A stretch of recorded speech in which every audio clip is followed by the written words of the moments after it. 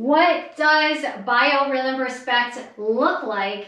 In my workouts, I invite all of you to go ahead and listen to your body. Respecting the rhythm of your body isn't leaning into the story that you're used to telling yourself about what you're capable of or what you can't do. It's about what you are willing to try. So when you go into each of these movements that I'm going to introduce to you in this workout, know that there's plenty of variations available to you. These are shapes for your body, and the rhythm of your body will tell you when to take a break. Don't let your mind take over in the middle of it. Just allow your body to move. Let it commit it into its memory so it's available to you next time. When we talk about biorhythm, I'm not talking about whether or not you're going to get up and work out. I'm talking about, are you telling yourself a story that you are a morning person or that you're not a morning person? Are you telling yourself a story about when you need to eat or when you're hungry? Are you willing and open and curious enough to find out who you are deep down to your core by taking a step in a direction that you know is going to be helpful for you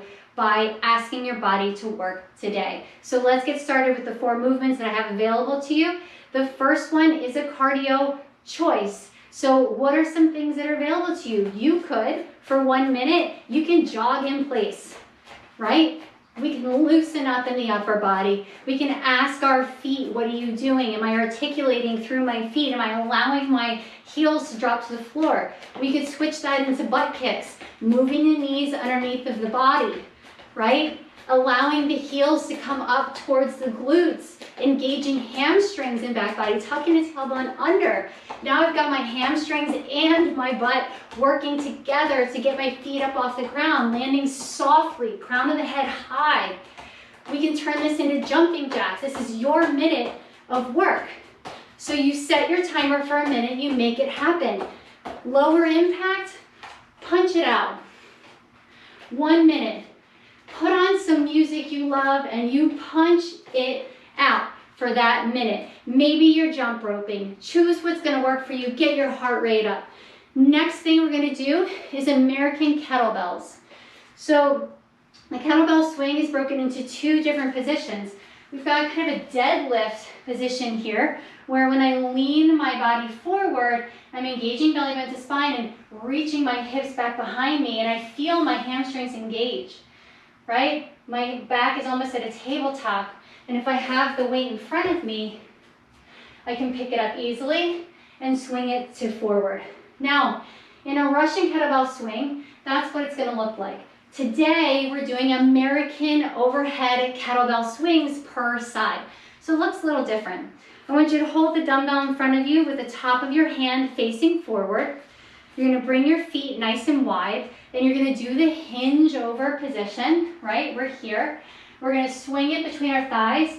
And instead of coming forward, we're going to come all the way up to standing. So if you've done overhead squats with me, you know that holding a dumbbell over your head in this position is a lot of work. Your shoulder girdle is working, your lats are working, your body is working, and I want you to knit your ribs together so you feel how strong you are standing in your power with this overhead, pushing into the dumbbell. Then we reach our hips back and it comes down and we squeeze and come to the top. Now, since this is per side, you're going to want to do this for 30 seconds. Hinging, squeezing, standing strong and tall at the top. We've got 30 seconds, one side, switch. We've got 30 seconds on the other side. Notice how I'm checking in with my upper abdomen, ribs knit together. Elbow nice and straight, arm above my head, coming down, okay? If the dumbbell is wibbling and wobbling above your head, you need a lighter weight, and that's okay. If your back is bothering you, you need a lighter weight. I want you to have a nice big out breath on the way up, and when you get there, engaging, you can pause for a moment. Again, feel your power. Allow the rhythm of your body to take over and to feel where it's working. Hamstrings working at the bottom and lower belly to spine. Shoulder working at the top, upper abs squeezing, full body workout. Next movement, front squats. Always an opportunity to do squats without weights. Biggest thing to remember is to move your pelvis back, reach your tailbone back. Tendency is for people to go into a squat like this. We've got the knees too far forward. Rocking your butt back in space, moving the weight to your heels. You can feel that. I'm in my forefoot. Now I feel it back in my heels. Now I'm gonna sit down and come up. Squats. We can go here. We can squat like this, squeezing in the glutes to come to standing, extending in the front hip for 1 minute. We keep going for 1 minute. If you need to stop and take a break, you stop and take a break. Maybe you stop and take a deep one and come up, and then you pulse it out again. You can also add weights to it. Front squat, racking the weights onto your shoulders, allowing your elbows to come forward so the weights can rest there. Same thing.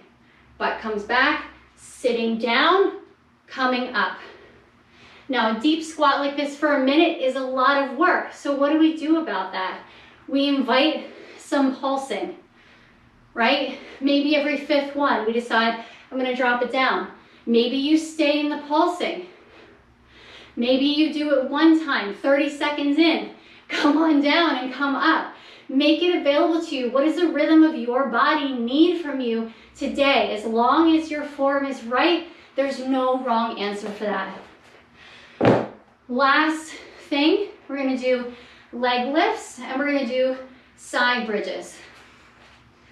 30 seconds of leg lifts, palms facing the floor, legs outstretched in front, bringing legs up towards ceiling. A minute of this is a lot. So what do you do about that? When it gets hard, how do I change the shape? I can stop and take a rest. I can outstretch and maybe invite something a little different but similar. Alternating V-ups. Why not? Similar shape, a little bit of a different movement. Taking a break. Maybe coming back into your leg lifts. After 30 seconds, we're going to access the sides of our abdominals, your obliques. Coming into a forearm, mermaid pose. You can rest your hand in front of you if you need to, or put it on your hip, hips in one line, and we're just going to lift up. This is for the second 30 seconds of the minute. So after you do a few of them, you're going to want to turn, and you're going to want to finish on the other side. Maybe today you do 3 per side. Then what? Then what's next? Small changes. One action in any direction will put you in a place that's different from where you are today. Committing that strength into your body, changing the rhythm of how you treat yourself for ultimate joy and strength. Good luck and let me know how it goes.